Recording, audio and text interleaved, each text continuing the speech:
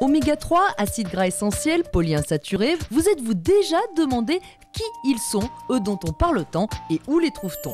Moi, je me suis penchée sur la question et j'ai trouvé une mine d'informations à Bleu Blanc Cœur. Oui, Bleu Blanc Cœur, c'est le nom d'une association qui regroupe tous les acteurs de la filière lin, du producteur au consommateur. Et comme je suis sympa, je suis allée me renseigner sur le sujet pour vous.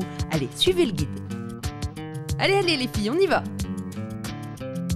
Dans l'herbe de printemps, on trouve de la matière grasse. À l'intérieur de cette matière grasse, beaucoup de polyinsaturés. Et ces acides gras ont la particularité d'être meilleurs pour la santé, au niveau des animaux et aussi au niveau des produits que donneront ces animaux.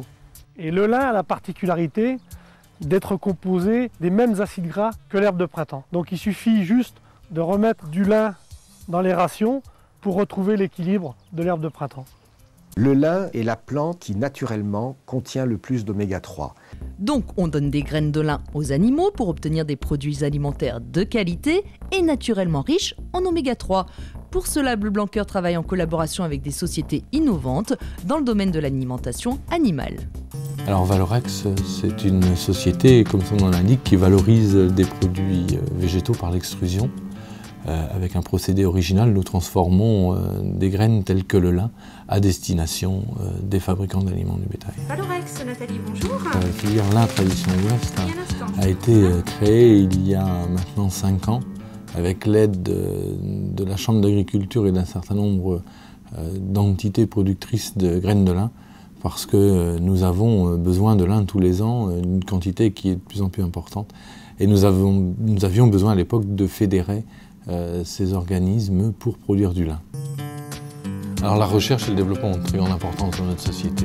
Elles font partie intégrante de notre travail.